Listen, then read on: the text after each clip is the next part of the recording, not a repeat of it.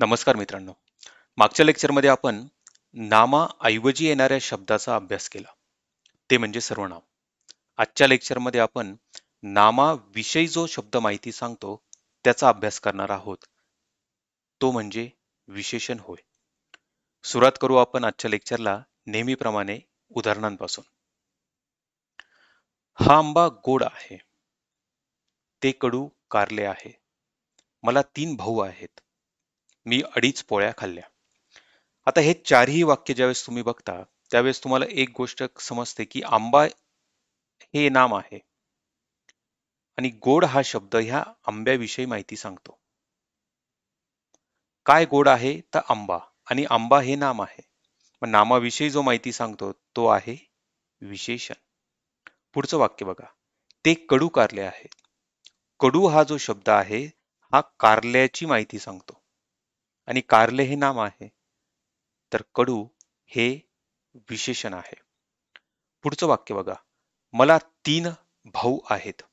इथे भाऊ हे नाम आहे. इथे भाऊ किती? भावांची संख्या दर्शवलेली आहे ते म्हणजे 3.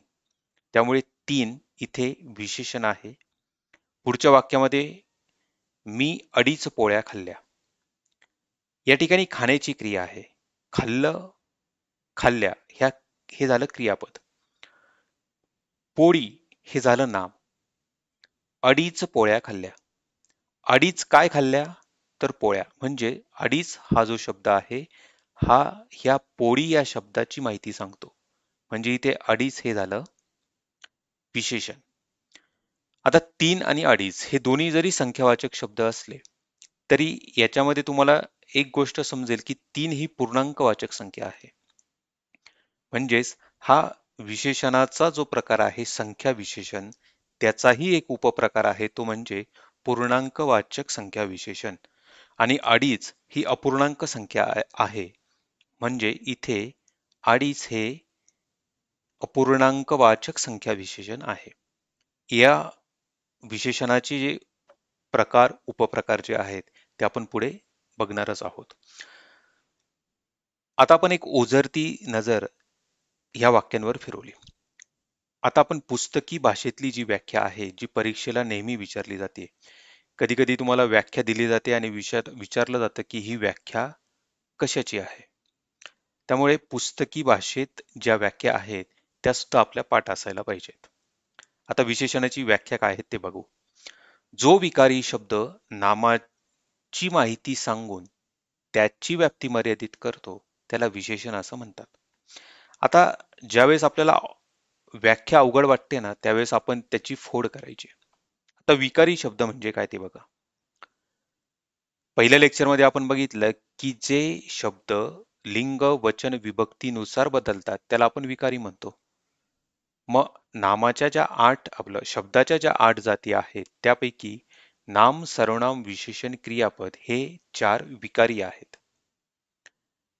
म्हणजे विशेषण हे विकारी आहे. जो विकारी शब्द नामाची माहिती सांगून त्याची व्याप्ती मर्यादित करतो हा शब्द खूप महत्वाचा आहे. व्याप्ती मर्यादित करतो त्याला विशेषण म्हणतो. म्हणजे तो फक्त नामाची माहिती सांगतो का तर नाही. नामाच्या माहिती सांगितल्यामुळे त्या नामाची व्याप्ती मर्यादित होते. कशी ते आपण उदाहरणाने बघू. समजा तुम्ही एखाद्या मोठ्या पार्किंग मध्ये उभे आहात आणि तुमच्या समोर अनेक गाड्या आहेत. समजा खूप कार आहेत. आता मी कार ज्यावेळेस शब्द म्हणतो कार तर त्यावेळेस पार्किंग मध्ये उभ्या असलेल्या समजा 200-250 कार आहेत तिथे. समजा 250 कार आहेत. तर त्या सर्वच्या सर्व तुम्हाला दिसतील. कार म्हटल्यावर त्याच्यामध्ये हुंडाईच्या कार असतील, मारुतीच्या असतील, फोर्डच्या असतील, टाटाच्या असतील, अनेक कंपन्यांच्या गाड्या तुम्हाला सर्वच्या सर्व गाड्या तुम्हाला दिसतील. कारण कार हे इथे नाम आहे. ते एका विशिष्ट जातीला प्रजातीला दिलेलं नाम आहे. सर्वसाधारण एक वाहन आहे, 4 चाकं आहेत, त्याला कार म्हणतो आपण. कार हे झालं नाम. पण ज्यावेळेस मी तुम्हाला म्हणतो की टाटाची कार असं ज्यावेळेस मी म्हणतो त्यावेळेस त्या 250 कार मधून जेवढ्या टाटाच्या कार असतील तेवढ्याच तुम्हाला दिसतील. असं समजा की 50 कार ह्या टाटाच्या आहेत. बाकीच्या कार तुम्हाला दिसणार नाही. म्हणजे इथे 250 कार मधून तुमची नजर आली ती 50 कारवर, म्हणजे व्याप्ती मर्यादित झाली. अनेक कार होत्या, त्या आता मर्यादित झाल्या, 50 वर आल्या. कारण मी टाटा कार हा शब्द वापरला आणि असलेल्या 50 कार ज्या टाटाच्या आहेत त्याच्यावरच तुमचं लक्ष आता केंद्रित असेल. याच्यामध्ये अजून एका शब्दाची मी भर घालेल, ती म्हणजे टियागो. आता टाटाची टियागो कार ज्यावेळेस मी म्हणतो त्यावेळेस ह्या 50 कारमध्ये सफारी असेल, पंच असेल, अल्ट्रोज असेल, नेक्सॉन असेल, टियागो असेल, नॅनो असेल, अनेक कार असतील टाटाच्या या 50 मध्ये. पण मी ज्यावेळेस टियागो टाटा कार म्हणतो त्यावेळेस असं समजा की 10 टियागो कार आहेत, तर तुमची नजर ह्या 10 टियागो कारवरच असेल, म्हणजे 50 मधून अजून संख्या कमी झाली, म्हणजे मर्यादित झाली.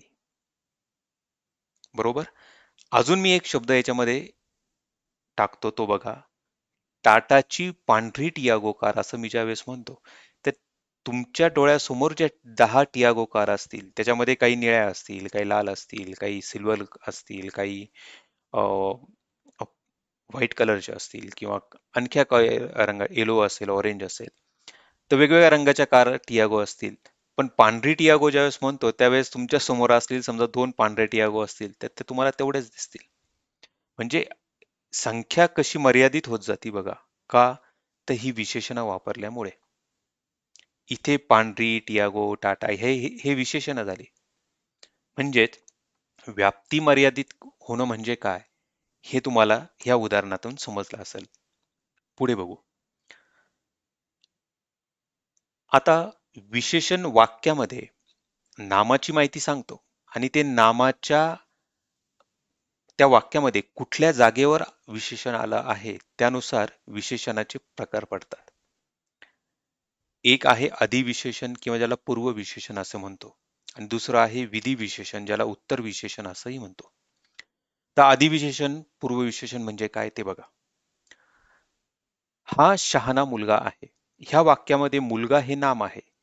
शहाणा कोण आहे? तो मुलगा. म्हणजे शहाणा हा शब्द मुलाची माहिती सांगतं. पण मुलगा हे नाम आहे आणि त्याचं विशेषण शहाणा आहे. पण नामाच्या अगोदर शहाणा हा शब्द आलेला आहे. म्हणजेच विशेषण हे नामाच्या अगोदर आलेलं आहे. याला तुम्ही अधिविशेषण किंवा पूर्व विशेषण असं म्हणतात. पुढचं वाक्य बघा. हा मुलगा शहाणा आहे. ह्या वाक्यामध्ये मुलगा या नामाची माहिती देणारा शहाणा हा शब्द नामानंतर आलेला आहे, पुढे आलेला आहे. म्हणजे इथे शहाणा हे विशेषण हे विधी विशेषण आहे किंवा उत्तर विशेषण आहे. आता बघा, विशेषण म्हणजे काय? तर जो माहिती सांगणार, नामाची माहिती सांगणारा जो शब्द आहे त्याला आपण विशेषण म्हणतो. मग विशेष्य म्हणजे काय? तर विशेष्य म्हणजे ज्या नामाची माहिती सांगितली जाते ते नाम म्हणजे विशेष होय. आता ह्या वाक्यामध्ये बघा, मुलगा हे नाम आहे, शहाणा हे विशेषण आहे. शहाणा हे विशेषण काय आहे? तर ते हे नामाची व्याख्या सांगतं म्हणून. मग मुलगा हे नाम आहे, हे झालं विशेष्य. माहिती सांगणारा शब्द विशेषण असतो आणि तो शब्द ज्या नामाची माहिती सांगतो त्या नामाला विशेष्य म्हटलं जातं. म्हणजे कधी कधी परीक्षेमध्ये तुम्हाला विशेषण ओळखा असं किंवा विशेषण हे विशेष्याची माहिती सांगतं असं जर वाक्यामध्ये जर सांगितलं तर तुम्हाला चूक करता येणार नाही. कारण विशेष्य म्हणजे ते विशेषण ज्या नामाची माहिती सांगतं त्याला विशेष्य असं म्हटलं जातं. हे लक्षात ठेवा. हे पर्यायी शब्द परीक्षेमध्ये विचारले जातात. त्यामुळे आपण एक शब्द लक्षात ठेवतो आणि त्याचा समानार्थी शब्द जर परीक्षेत विचारला तर आपण पुन्हा गोंधळून जातो की नक्की म्हणजे काय. इथे सुद्धा बघा, विधी विशेषण आणि अधिविशेषण याच्यामध्ये सुद्धा कधी कधी आपल्याला गोंधळ होतो. म्हणजे परीक्षेत तुम्हाला कळणार नाही अधिविशेषण, पूर्व विशेषण, विधी विशेषण नक्की काय. तर एक लक्षात ठेवा, आधी येतं ते अधिविशेषण. हे अगदी सोपं आहे, शब्दातच तुम्हाला कळतं. पूर्व विशेषण का उत्तर विशेषण कसं लक्षात ठेवाल? मला सांगा, मुख्य परीक्षा तुम्ही अगोदर देतात का पूर्व परीक्षा अगोदर देतात? सगळ्यात आधी कुठली परीक्षा होते? पूर्व परीक्षा होते. म्हणजे हे दोन शब्द जरी तुम्ही लक्षात ठेवले तर याच्या विरुद्ध जे शब्द आहे ते नंतरचे शब्द आहे असं लक्षात ठेवा. आधी येणारं अधिविशेषण, आधी येणारी पूर्व परीक्षा. तसंच पुढे बघा. आता काही उदाहरणं तुम्हाला मी सांगतो. चांगला मुलगा, चांगली मुलगी, चांगले मुलगे. पांढरा मुलगा, पांढरा कुत्रा, पांढरी कुत्री, पांढरे कुत्रे. आता चांगला हे विशेषण आहे, चांगली हे विशेषण आहे, चांगले हे विशेषण आहे. लिंग बदललं, चांगला या शब्दाचं लिंग बदललं, चांगली झालं. वचन बदललं तर ते चांगले झालं. म्हणजे लिंग वचन विभक्तीनुसार बदलतं, म्हणून हे विशेषण हे विकारी आहेत. तसंच पांढरा पण आहे. लिंग बदललं हा शब्द झाला, वचन बदललं हा शब्द झाला. म्हणजेच याच्याहून तुम्हाला एक लक्षात येईल की आकारांत विशेषण ही विकारी असतात. बघा, पांढरा याच्यामध्ये आकारांत शब्द आहे, चांगला आकारांत शब्द आहे. याच हे शब्द जे आहे आकारांत हे विकारी आहेत, कारण हे लिंग वचन विभक्तीनुसार बदलतात. दुसरे काही विशेषणाचे शब्द आहेत, विशेषण आहेत ते बघा. याला अपवाद फक्त आकारांत संख्यावाचक शब्द आहे बरं का. म्हणजे जर मी तुम्हाला म्हटलं आता आकारांत शब्द समजा 6 हा शब्द आहे, 6 मुलं, 6 मुले असं मी म्हटलो किंवा 6 मुली असं म्हटलं, 6 मुली असं मी म्हटलं, तर इथे हे विशेषण आहे. मुले असो किंवा मुली असो, शब्द हा 6 तसाच राहतो. म्हणजे आकारांत विशेषण विकारी असतात, याला अपवाद आहे बरं का. संख्यावाचक शब्द याला अपवाद आहे. संख्यावाचक शब्द सोडून इतर आकारांत विशेषण जी आहेत तीच विकारी आहेत, बाकी नाहीत. पुढे बघा. सुंदर मुलगा, सुंदर मुलगी, सुंदर फूल, सुंदर पक्षी. इथे सुंदर हा जो शब्द आहे हे विशेषण आहे, पण इथे लिंग बदला, वचन बदला, काही बदला. इथे मुलगाला सुंदर वापरतो, मुलीलाही सुंदर वापरतो. इथे हा शब्द बदलत नाही, आहे विशेषणच, पण हा लिंग वचन विभक्तीनुसार बदलत नाही.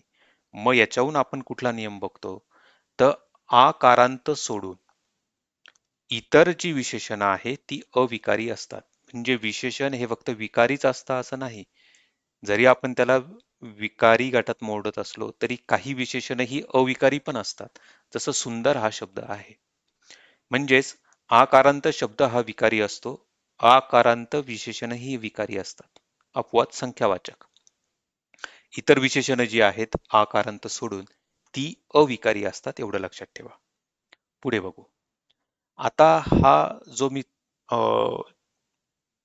तक्ता तुमच्या समोर येणार आहे तो फार महत्वाचा आहे, आणि ह्या एका स्लाइडमध्येच, ह्या एका चार्टमध्येच विशेषणाची सगळे प्रकार आपल्याला दिसतील.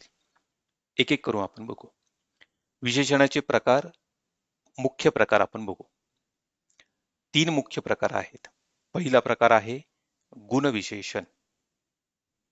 उदाहरणार्थ, पहिल्या वाक्यामध्ये आपण बघितलं की हा आंबा गोड आहे. गोड. ते कडू कारले आहे. कडू. ती सुंदर मुलगी आहे. सुंदर. आता हे जे शब्द तुम्हाला दिसत आहे हे त्या नामाविषयी आहे की जे त्यातलं गुण तुम्हाला दाखवतं. आंब्यामध्ये असलेला गोडपणा तुम्हाला याच्यातून दिसतो, कारल्याचा कडूपणा तुम्हाला इथे दिसतो. इथे त्या वस्तूच्या, त्या नामाचा अंगी असलेला जो गुणधर्म आहे तो याच्यातून दिसतो, म्हणून याला आपण गुणविशेषण असं म्हणतो. दुसरा प्रकार आहे तो म्हणजे संख्या विशेषण. आता खालच्या रांगेतून ओळीनुसार आपलं रेषांनुसार तुम्हाला कळेल की याचे उपप्रकार जास्त आहेत. मग संख्या विशेषण कुठली आहेत? साधी गोष्ट आहे की नामाची माहिती जर तुम्हाला संख्येत सांगितलेली असेल तर ते संख्या विशेषण असतं. जसं मी सांगितलं की मला 3 भाऊ आहेत. इथे भाऊ हे नाम आहे, 3 भाऊ आहेत.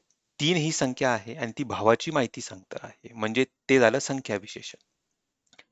आता संख्या विशेषणाचे उपप्रकार कुठले आहेत ते आपण बघू. त्या अगोदर सार्वनामिक विशेषण हा तिसरा प्रकार आहे, ज्यामध्ये सार्वनामिक विशेषण म्हणजे काय तुम्हाला नावामध्येच कळालं असेल की जे विशेषण हे सर्वनामापासून तयार झालेले आहे त्याला आपण सार्वनामिक विशेषण असं म्हणतो. हे पुढच्या स्लाइडमध्ये आपण सविस्तर बघू. आता संख्या विशेषणाबद्दल माहिती बघू. संख्या विशेषणाचा पहिला उपप्रकार आहे तो म्हणजे गणनावाचक संख्या विशेषण होय. आता गणना म्हणजे काय? गणना म्हणजे आपण मोजतो. जे विशेषण आपण मोजण्यासाठी वापरले जातात त्याला आपण गणनावाचक असं म्हणतो. आता हे गणनावाचक विशेषणाचे सुद्धा काही प्रकार आहेत ते आपण बघू. ते बघा. पहिला प्रकार आहे पूर्णांकवाचक. मग मी सांगितलं की मला 3 भाऊ आहेत. आता 1, 2, 3, 4, 5, 100, 200 हे तुम्हाला मोजता येतात. म्हणून आपण त्याला गणना याच्यामध्ये मोडतो. पण ह्या संख्या ज्या आहे 1, 2, 3 पासून अनेक असतील. ह्या पूर्णांकवाचक संख्या आहे. म्हणजेच हे पूर्णांकवाचक संख्या विशेषण याला असं म्हटलं जातं. पूर्णांकवाचक संख्या विशेषण होय. मला 3 भाऊ आहेत. त्याच्याकडे 4 मोबाईल आहेत. ज्या तुम्ही मोजतायत आणि त्या संख्या पूर्णांकवाचक आहेत. म्हणून याला पूर्णांकवाचक संख्या विशेषण असं म्हटलं जातं. दुसरं बघा. अपूर्णांकवाचक संख्या विशेषण. मी 2.5 पोळ्या खाल्ल्या. मागं उदाहरण आपण बघितलं. मी 2.5 पोळ्या खाल्ल्या. आता 2.5 हा शब्द हा पूर्णांकवाचक आहे का? लिहिता कसो आपण? 2 हे पूर्णांकवाचक आहे. 2.5 हे अपूर्णांकवाचक आहे. कसं? हे अपूर्णांकात लिहिलं जातं. म्हणजेच पाव, अर्धा, चतकोर, पाऊण हे जे प्रकार आहेत हे अपूर्णांक संख्या याच्यातून आपल्याला दिसते. मग आता पाव म्हणजे काय? आता समजा बघा. आता पाव म्हणजे 1/4 आपण ज्याला म्हणतो. समजा आता ही एक पोळी आहे. ह्या पोळीचे ज्यावेळेस आपण 4 समान तुकडे करतो, तर हा जो एक तुकडा आहे याला आपण पाव तुकडा पण म्हणू शकतो किंवा याला चतकोर तुकडा असंही आपण म्हणतो. ज्यावेळेस ह्याच पोळीचा ज्यावेळेस आपण अर्धा तुकडा करतो त्याला आपण म्हणतो अर्धी पोळी खाल्ली. पाऊण म्हटल्यावर अजून एक भाग असतो. 75% भाग. म्हणजे संख्या जर पूर्णवाचक असेल तर त्या पूर्णांकवाचक संख्या विशेषण म्हणतात. अपूर्णवाचक संख्या असेल तर त्याला अपूर्णांकवाचक संख्या विशेषण असं म्हणतात. पुढचा प्रकार आहे साकल्यवाचक. साकल्यवाचक संख्या विशेषण हे आहे तितके सर्व या अर्थाने असतो. म्हणजे बघा आपण म्हणतो ना की चारी भावंडे. चारी भावंड. चारी भावंड म्हणजे काय? म्हणजे ते 5 भाऊ आहे त्यातले 4 असं का? तर नाही. चारी भावंड ज्यावेळेस आपण म्हणतो त्यावेळेस म्हणजे ते 4च भाऊ बहीण आहेत आणि ती सर्वच्या सर्व. त्याला साकल्यवाचक म्हणतो. पांडव 5 होते तुम्हाला माहिती आहे. ज्यावेळेस मी म्हणतो पाची पांडव त्याचा अर्थ असा होतो का की 5 पांडवांपैकी 2-3 असतील? तर नाही. पाची पांडव म्हणजे सर्वच्या सर्व. दोन्ही भाऊ म्हणजे 2च भाऊ आहेत आणि ते दोन्हीच्या दोन्ही. म्हणजे साकल्यवाचक म्हणजे आहे तितके सर्व. त्याला साकल्यवाचक असं म्हणतो. संख्या विशेषणाचा पहिला भाग आपण बघितला तो म्हणजे गणनावाचक. ह्या गणनावाचक मध्ये 3 उपप्रकार पडतात. पूर्णांकवाचक, अपूर्णांकवाचक आणि साकल्यवाचक. कळालं? आता संख्या विशेषणाचा दुसरा प्रकार बघू तो म्हणजे क्रमवाचक. क्रमवाचक म्हणजे काय आता बघा. क्रम म्हणजे आपण ज्यावेळेस स्पर्धेमध्ये किंवा रांगेमध्ये उभा असतो. समजा तुम्ही रांगेमध्ये उभा आहे. तर पहिला, दुसरा, तिसरा क्रमाने मोजतात तुम्ही. म्हणून त्याला क्रमवाचक म्हणतो. जसं वर्गामध्ये परीक्षेमध्ये पहिला कोण आला, दुसरा कोण आला हे ज्यावेळेस म्हणतो त्यावेळेस त्याचा क्रम असतो. पहिला जो असतो तो 1 नंबरला असतो. दुसरा जो असतो तो 2 नंबरला असतो. पाचवा जो असतो तो 5 नंबरला असतो. म्हणजे रांगेमध्ये किंवा निकालामध्ये ज्यावेळेस तुम्हाला कोणाचं नाव घ्यायचं असतं त्यावेळेस तुम्ही असं म्हणत नाही की 2 मुलगा, 3 मुलगा असं तुम्ही म्हणत नाही. तुम्ही म्हणता दुसरा मुलगा, रांगेतील 2 मुलगा असं म्हणतात का? नाही. तुम्ही तो क्रम ज्यावेळेस सांगता त्यावेळेस सांगता रांगेतील दुसरा मुलगा, रांगेतील तिसरा मुलगा. तर क्रमवाचक म्हणजे पहिला, दुसरा, तिसरा, चौथा, पाचवा, 10वा, 13वा, 14वा, 15वा, 100वा हे जे शब्द आहेत याला आपण क्रमवाचक म्हणतो कारण ते आपण त्याला एक विशिष्ट रांगेमध्ये आपण त्याला मोजत असतो किंवा बघत असतो. तिसरा प्रकार आहे संख्या विशेषणाचा, तो म्हणजे आवृत्तीवाचक संख्या विशेषण होय. आवृत्तीवाचक म्हणजे काय हे फार महत्वाचं आहे. आवृत्ती म्हणजे आपण ज्याला पटीमध्ये ज्यावेळेस आपण मोजतो बघा, आवृत्ती म्हणजे त्याची किती वेळा आवृत्ती होते ते. जसं आपण म्हणतो की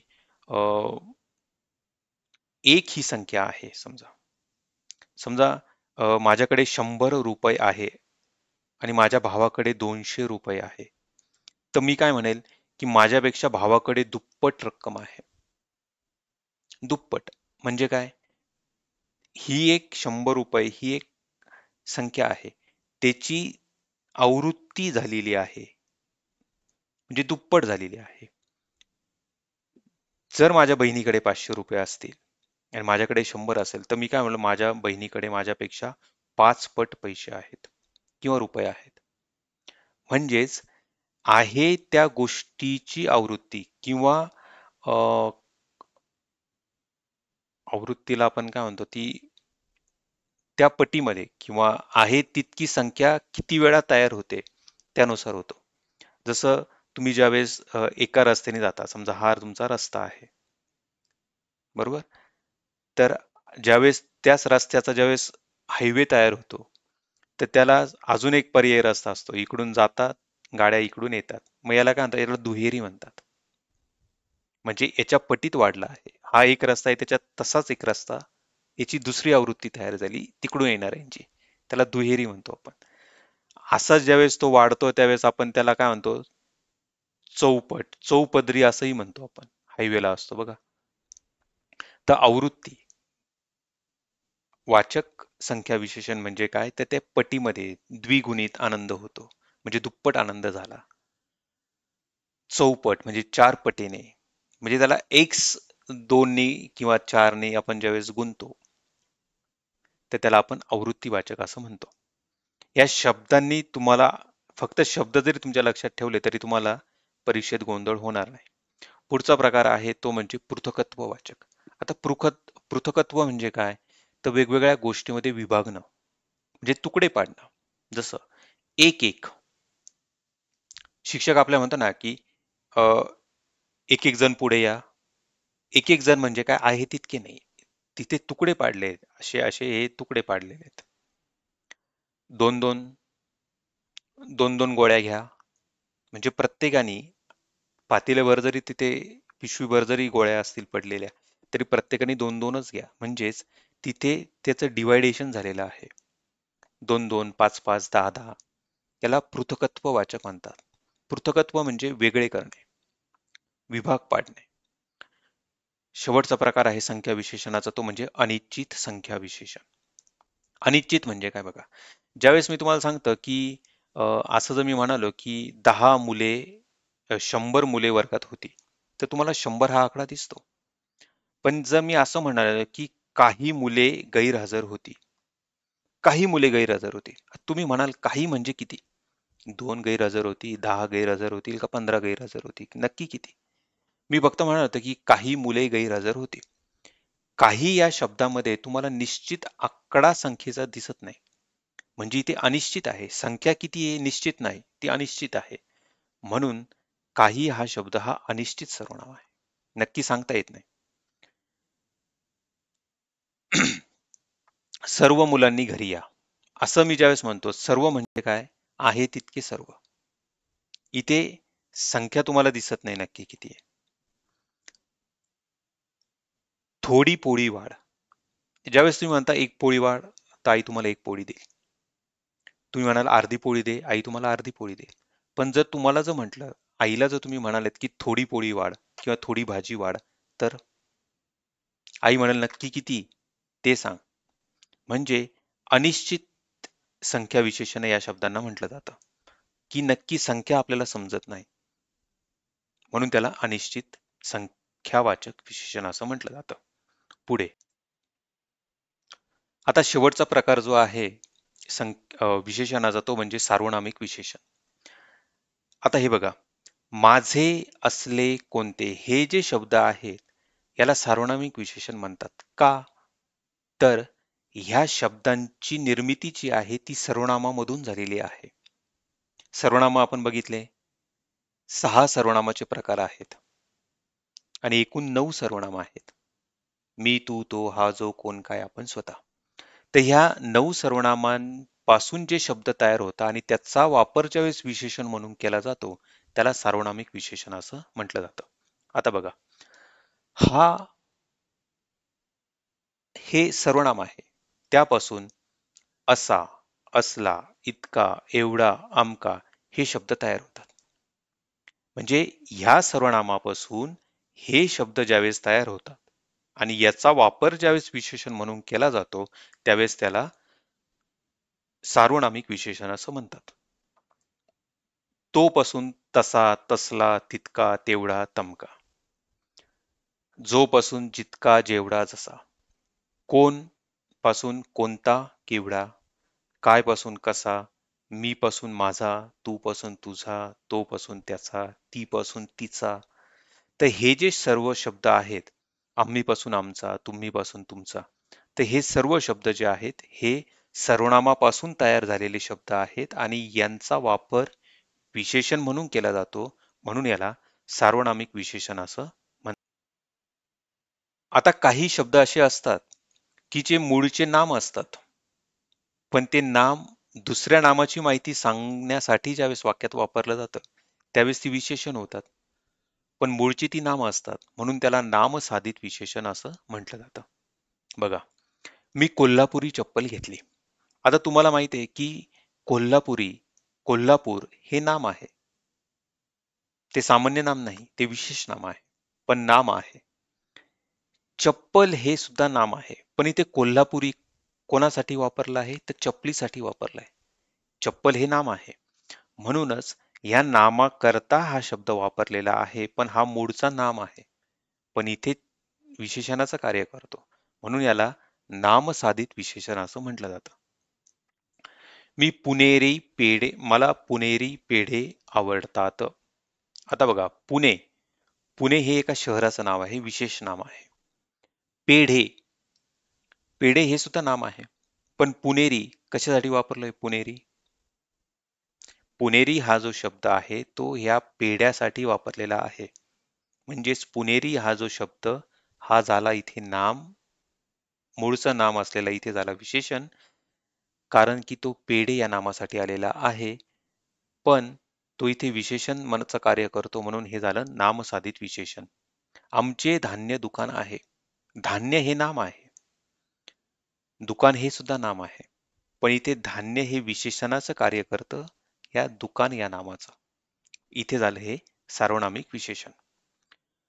आता धातुसाधित विशेषण म्हणजे काय बघा, क्रियावाचक शब्द जो असतो त्याचा मूळ शब्द जो असतो त्याला धातू असं म्हटलं जातं आणि या धातूपासून जो शब्द तयार होतो आणि तो जर विशेषणाचं कार्य करत असेल तर त्याला धातुसाधित विशेषण असं म्हटलं जातं. बघा ही व्याख्या, क्रियापदातील मूळ शब्द म्हणजे धातू आणि या धातूला प्रत्यय लागून तयार होणारा शब्द जर विशेषणाचे कार्य करत असेल तर ते धातुसाधित विशेषण होय. वाहती नदी. आता बघा, वाहने, वाहने हा शब्द आहे, ही क्रिया आहे. यातला जो धातू आहे तो आहे वाह. याच्या ती हा प्रत्यय लागून वाहती हा शब्द तयार झाला. पण तो नदी या नामाची माहिती सांगतो की नदी कुठली आहे, तो वाहणारी नदी आहे, वाहती नदी आहे. म्हणजेच हा शब्द इथे विशेषणाचं कार्य करतो आणि तो मूळ धातू शब्दापासून तयार झालेला आहे, म्हणून याला धातुसाधित विशेषण असं म्हणतात. पिकलेला आंबा. पिकणे, पीक हा धातू आहे, त्यापासून पिकलेला हा शब्द तयार होतो, क्रियावाचक. पण इथे हा आंबा या विशेषण नामाची माहिती सांगतो, म्हणून पिकलेला आंबा. पिकलेला हा विशेषण आहे, तर विशेषण कुठलं आहे, तर धातुसाधित विशेषण आहे. बोलकी बाहुली. बोलणे, बोलणे ही क्रिया आहे, त्याच्यामध्ये बोल हा धातू आहे. या बोल धातूला प्रत्यय लागला आहे की तयार होणारा जो शब्द आहे धातुवाचक शब्द तो इथे ते विशेषणाचं कार्य करतो, कारण तो बाहुलीविषयी माहिती सांगतो. हे झालं धातू साधित विशेषण. पुढे आता अव्यय साधित विशेषण बघू. आता अव्यय साधित तुम्हाला माहिती आहे, शब्दयोगी अव्यय कुठले आहेत? मागे, पुढे, वर, खाली असे शब्द जे शब्दाला जोडून येतात त्याला आपण शब्दयोगी अव्यय म्हणतो. पण हीच शब्दयोगी अव्यय ज्यावेळेस विशेषणाचं कार्य करतात त्यावेळेस ती अव्यय साधित विशेषण म्हणून ओळखली जातात. पुढची गल्ली, शाळेपुढे, घरापुढे हे जे शब्द आहेत ही शब्दयोगी अव्यय आहेत. पण पुढची गल्ली, गल्ली कुठली? गल्ली हे नाम आहे. कुठली गल्ली? तर पुढची गल्ली. म्हणजे हे या गल्लीची माहिती सांगतं. इथे हा शब्द झाला विशेषण, पण तो तयार झालेला आहे अव्यय साधित आहे. अव्ययापासून तयार झालाय म्हणून हे झालं अव्यय साधित विशेषण. खालचा मजला, वर, खाली, मागे, पुढे हे जे शब्द आहेत हे अव्यय आहेत. मजला, कुठला मजला? खालचा मजला. खालचा हे विशेषण आहे अव्यय साधित. वरचे पुस्तक, कुठले पण पुस्तक नाही, वरचे पुस्तक, पुस्तकाची माहिती सांगता ना ते. मग वर हा जो शब्द आहे, इथे वरचे हा जो शब्द आहे हे विशेषण आहे. कुठलं विशेषण? अव्यय साधित. आता परिमाणवाचक विशेषण, परिमाणवाचक जे संख्येत मोजता येत नाही असे शब्द हे परिमाणवाचक शब्द असतात. परिमाणवाचक विशेषण होय. कसं बघा, थोडा चहा, काही पुस्तक, जसं अनिश्चित सर्वनाम आपण बघितले, संख्या विशेषण बघितले अनिश्चित, काही, थोडे, तर तसंच आहे. थोडा चहा संख्येत मोजता येणार नाही, काही पुस्तकं संख्येत नाही, पण ती आहे विशेषण, म्हणजे याला परिमाणवाचक विशेषण असं म्हटलं जातं. समास घटित विशेषण, सामासिक शब्दांचा वापर ज्यावेळेस विशेषण म्हणून केला जातो त्याला समास घटित विशेषण असं म्हणतो. सामासिक शब्द म्हणजे काय तुम्हाला माहिती आहे, दोन शब्द ज्यावेळेस आपण शेजारी शेजारी लिहितो त्याला आपण सामासिक शब्द म्हणतो, आणि हे ज्यावेळेस विशेषणाचं कार्य करतात त्यावेळेस त्याला समास घटित विशेषण असं म्हणतो. नवरात्र, नऊ रात्रीचा समूह, आता हे आपण समास या प्रकरणामध्ये बघणार आहोत. नऊ रात्रीचा समूह म्हणजे नवरात्र. हा झाला नवरात्र, हा सामासिक शब्द. हा महोत्सव या नामाची माहिती सांगतो, म्हणून इथे मूळचा सामासिक शब्द पण तो इथे नामाची माहिती सांगण्यासाठी वापरलेला आहे, म्हणजे विशेषणाचं कार्य केलेलं आहे सामासिक शब्दाने, त्यामुळे याला समास घटित विशेषण असं म्हणतात. एकवचनी राम, पंचमुखी हनुमान हे मूळचे सामासिक शब्द आहेत. पुढे नामाऐवजी सर्वनामाचा वापर केला जातो. आता एक सगळ्यात महत्वाची गोष्ट अशी की बऱ्याचदा काही शब्द असे असतात, विशेषतः सर्वनाम, ते तुम्हाला आपल्याला समजत नाही की वाक्यामध्ये हे सर्वनाम आहेत की विशेषण आहेत. तर एक लक्षात ठेवा, सर्वनाम हे नामाऐवजी आलेले असतात आणि विशेषण हे नामासोबत आलेले असतात. म्हणजेच इथे गोंधळ होण्याचं कारण नाही, कारण नाम सोबत असेल तर ते विशेषण आहेत असं समजा.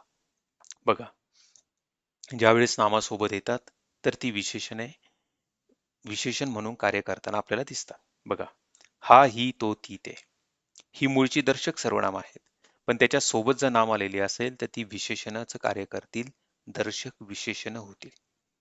जो, जी, जे, ज्या ही संबंधी सर्वनामे आहेत. नामासोबत आले तर ती संबंधी विशेषणे. कोण, काय, कोणता ही मूळची प्रश्नार्थक सर्वनामे, नामासोबत आली प्रश्नार्थक विशेषणे होय. तर मित्रांनो, आजचं लेक्चर आपण इथेच थांबवू. पुढे लवकरच भेटू नवीन लेक्चर सोबत.